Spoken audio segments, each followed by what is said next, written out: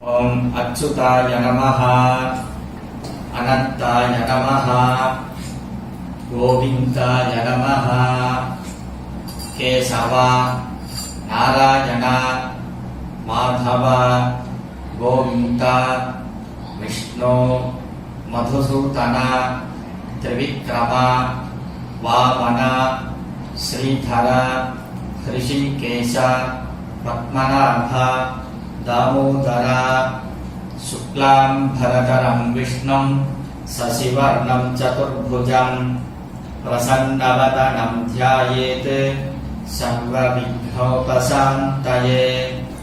ॐ भूः ॐ भुवः ॐ स्वः ॐ महः ॐ जनः ॐ तपः ॐ सत्यं ॐ तत्सवितुर्वरेण्यं भर्गो देवस्य धीमहि धियो यो नः प्रचोदयात्। ओमापो ज्योतिरसोऽमृतं ब्रह्म भूर्भुवः सुवरोम्।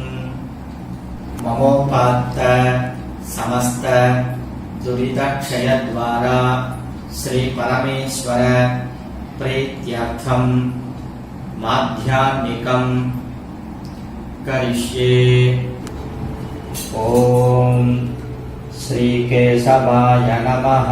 भोगिष्ठावयो भुवः तानवूर्जे दधातन महेरणाय चक्षसे यो वः शिवता मोरसाः तस्य भाजयते हनाः उषधीरिव मातराः तस्मा अरङ्गमामवः यस्य क्षयाय जिह्वथ आपो जनयथा जनः। ॐ भूर्भुवः स्वः। ॐ आपः पुनन्तु पृथिवीं पृथिवी पूता पुनातु माम् पुनन्तो ब्रह्मणस्पतिः ब्रह्मपूता पुनातु माम् यदुच्छिष्टमभोज्यं यद्वा दुश्चरितं मम सर्वं पुनन्तु मामापः असतांश्च प्रतिग्रहं स्वाहा। ओम अच्युताय नमः। ओम अनंताय नमः। ओम गोविंदाय नमः। केशव, नारायण, माधव, गोविंद, विष्णु, मधुसूदन, त्रिविक्रम, वामन, श्रीधर, ऋषिकेश, पद्मनाभ, दामोदर, दधिग्राव्नो अकार्षम् जिष्णोरस्वस्य वाजिनाः सुरभिनो मुखाकरत् प्रण आयुंशितारिषत् आपोहिष्ठामयो भुवः तानवूर्जे दधातन महेरणाय चक्षसे यो वः शिवता मोरसाः तस्य भाजयते हनाः उषधीरिव मातराः तस्मा अरङ्गमामवः यस्य क्षयाय जिह्वथ आपो जनयथा जनः। ॐ भूर्भुवः स्वः। ॐ भूर्भुवः स्वः। तत्सवितुर्वरेण्यं भर्गो देवस्य धीमहि धियो यो नः प्रचोदयात्। ॐ भूर्भुवः स्वः। तत्सवितुर्वरेण्यं भर्गो देवस्य धीमहि धियो यो नः प्रचोदयात् ॐ भूर्भुवः स्वः तत्सवितुर्वरेण्यं भर्गो देवस्य धीमहि धियो यो नः प्रचोदयात् ॐ भूः ॐ भुवः ॐ स्वः ॐ महः ॐ जनः ॐ तपः ॐ सत्यम् ॐ तत्सवितुर्वरेण्यं भर्गो देवस्य धीमहि धियो यो नः प्रचोदयात् ओमापो ज्योतिरसोऽमृतं ब्रह्म भूर्भुवः सुवरो ममोपात्त समस्त दुरितक्षयद्वारा श्री परमेश्वर प्रीत्यर्थं माध्याह्निक कालातीत प्रायश्चित्त अर्घ्यप्रदानं करिष्ये ॐ उद्गेदभिश्रदावघं वृषभन्नर्यापसम् अस्तारमेषि सूर्य भूर्भुवः स्वः असावादित्यो ब्रह्मा ब्रह्मैवाहमस्मि ॐ अच्युताय नमः अनन्ताय नमः गोविन्दाय नमः केशव नारायण माधव गोविन्द विष्णु मधुसूदन त्रिविक्रम वामन श्रीधर हृषीकेश पद्मनाभ दामोदर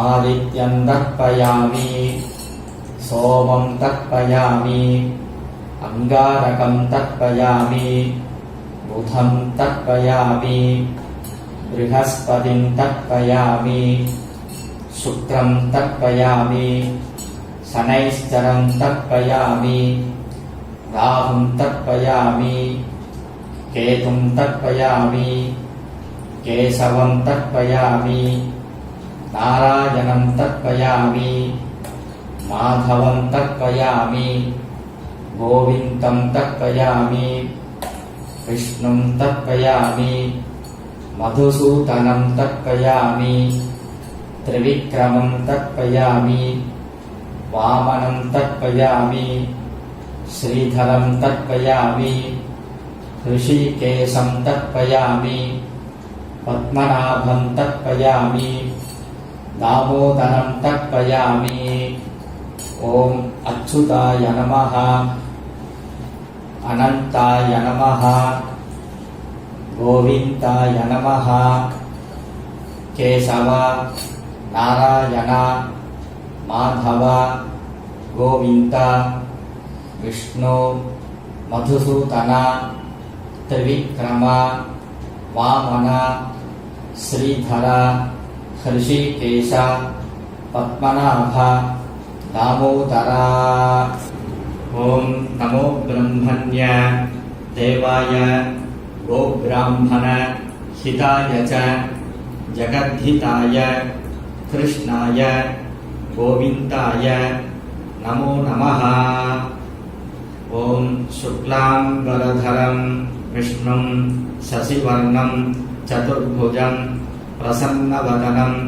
ध्यायेत् सर्वविघ्नोपशान्तये ॐ भूः ॐ भुवः ॐ स्वः ॐ महः ॐ जनः ॐ तपः ॐ सत्यम् ॐ तत्सवितुर्वरेण्यं भर्गो देवस्य धीमहि धियो यो नः प्रचोदयात् ओमापो ज्योतिरसोऽमृतं ब्रह्म भूर्भुवः सुवरो ओपात्त समस्त दुरितक्षयद्वारा श्री परमेश्वर प्रीत्यर्थं माध्याह्निक गायत्री महामंत्र जपं करिष्ये। प्रणवस्य ऋषिब्रह्मा देवी गायत्री छन्दः। परमात्मा देवता भूरादि सप्तव्याहृतीनाम् अत्रिभृगु उत्सवसिष्ठ गौतम काश्यप आंगीरस ऋषयः गायत्री उष्णक अनुष्टुप बृहति पंक्ति त्रिष्टुप जगत्यः छन्दांसि अग्निर्वायु अर्कवागीश वर्णेन्द्र विश्वे देवा देवताः प्राणायामे विनियोगः। ॐ भूः ॐ भुवः ॐ स्वः ॐ महः ॐ जनः ॐ तपः ॐ सत्यम् ॐ तत्सवितुर्वरेण्यं भर्गो देवस्य धीमहि धियो यो नः प्रचोदयात्। ओमापो ज्योतिरसो मृतं ब्रह्म भूर्भुवस्सुवरोम्। आयातित्य अनुवाकस्य वामदेव ऋषिः अनुष्टुप् गायत्री देवता गायत्री आवाहने विनियोगः। आयातु वरदा देवी अक्षरं ब्रह्मसंहितं गायत्री छन्दसां माता इदं ब्रह्म जुषस्वनः ओजोसि सहोसि बलमसि भ्राजोसि देवानां धामनामासि विश्वमसि विश्वायुः सर्वमसि सर्वायुः अभिपूरो गायत्रीम् आवाहयामि सावित्रीम् आवाहयामि सरस्वतीम् आवाहयामि। सावित्र्या ऋषिः विश्वामित्रः नृचिर्गायत्री छन्दः। सविता देवता गायत्री जपे विनियोगः।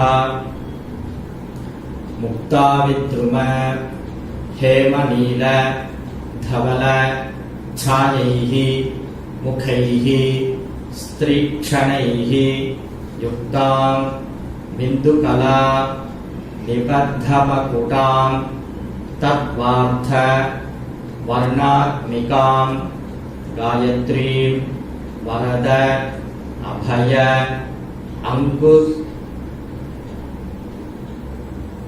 अंकुश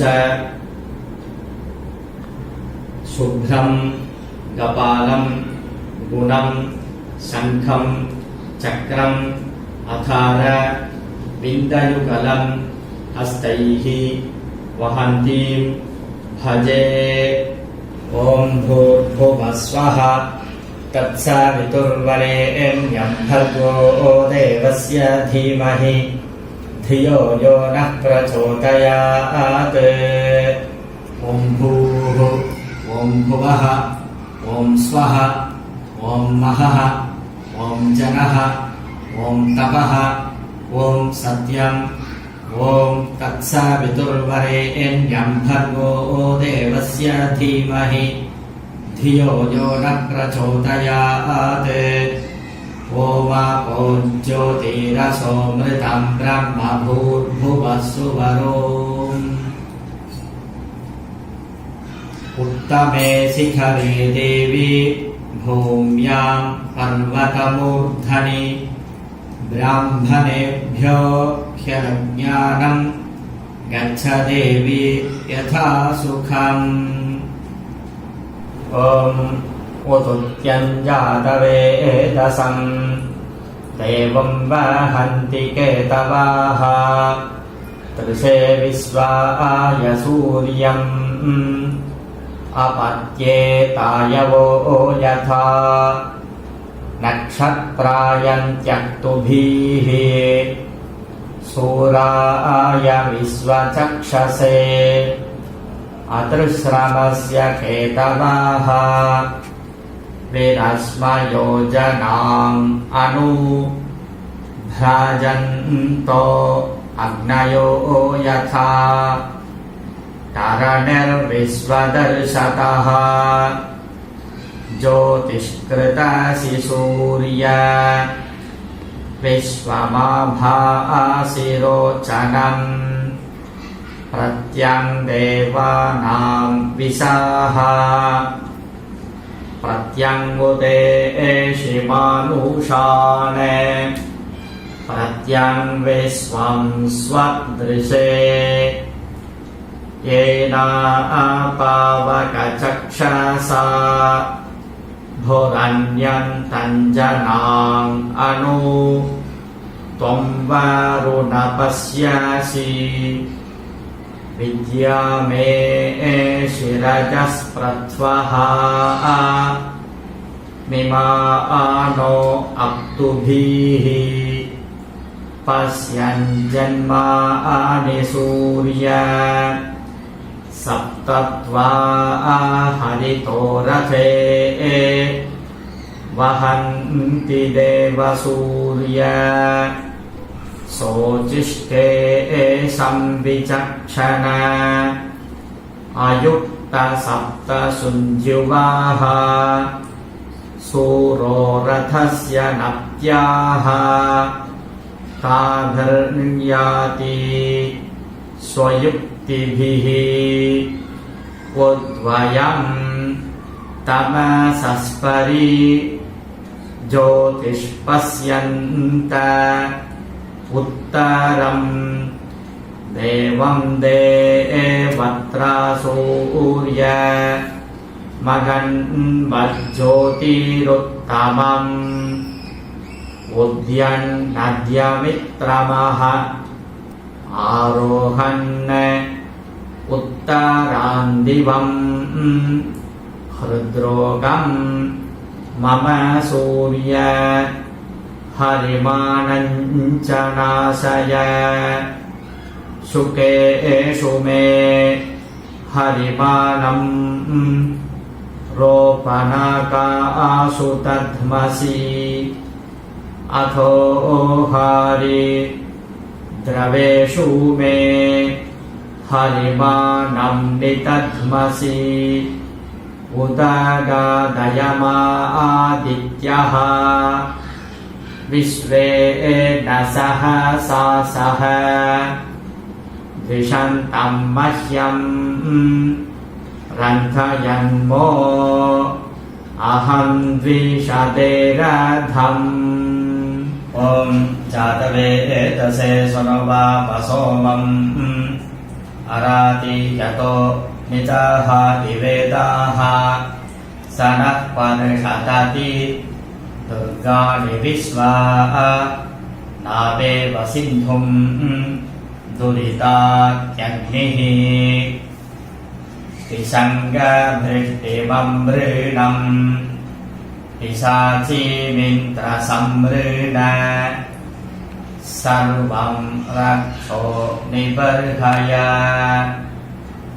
भद्रं कर्णेभिः शृणुयाम देवाः भद्रं पश्येम अक्षभिः यजत्राः स्थिरैरङ्गैः स्तुष्टुवंसः तनूभिः व्यसेम देवहितं यदायुः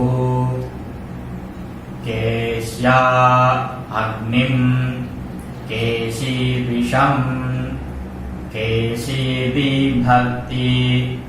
रोदसी केशीविश्वं स्वदृशे केशीदं ज्योतिरुच्यते ಸಂಧ್ಯಾಯೇ ನಮಃ ಸಾವಿತ್ರೇ ನಮಃ ಗಾಯತ್ರ್ಯೇ ನಮಃ ಸರಸ್ವತ್ಯೈ ನಮಃ ಸರ್ವಭ್ಯೋ ದೇವತಾಭ್ಯೋ ನಮೋ ನಮಃ ಅಭಿವಾದಯೇ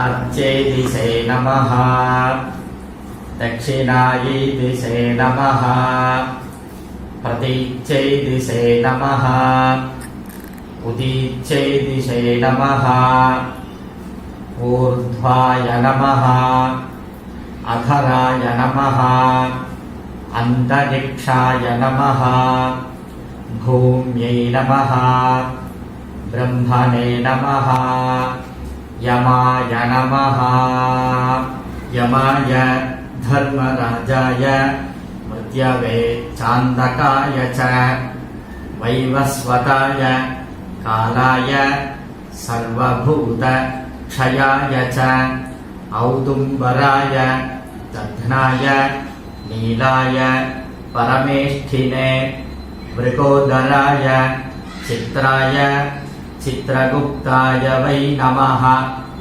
ಚಿತ್ರಗುಪ್ತಾಯ ವೈ ನಮಃ ಓಂ ನಮ ಇತಿ ಋತಂ ಸತ್ಯಂ ಪರಂ ಬ್ರಹ್ಮ ಪುರುಷಂ ಕೃಷ್ಣಪಿಂಗಲಂ ಊರ್ಧ್ವರೇತಂ ವಿರೂಪಾಕ್ಷಂ ವಿಶ್ವರೂಪಾಯ ವೈ ನಮೋ ನಮಃ ವಿಶ್ವರೂಪಾಯ ವೈ ನಮಃ ಓಂ ನಮ ಇತಿ ನಮಃ ಸವಿತ್ರೇ ಜಗದೇಕಚಕ್ಷುಷೇ ಜಗತ್ಪ್ರಸೂತಿ ಸ್ಥಿತಿನಾಶಹೇತವೇ ತ್ರಯೀಮಯಾಯ ತ್ರಿಗುಣಾತ್ಮಧಾರಿಣೇ ವಿರಿಂಚಿ ನಾರಾಯಣ ಶಂಕರಾತ್ಮನೆ ಧ್ಯೇಯಃ ಸದಾ ಸವಿತೃಮಂಡಲ ಮಧ್ಯವರ್ತಿ ನಾರಾಯಣಃ ಸರಸಿಜಾಸನ ಸನ್ನಿವಿಷ್ಟಃ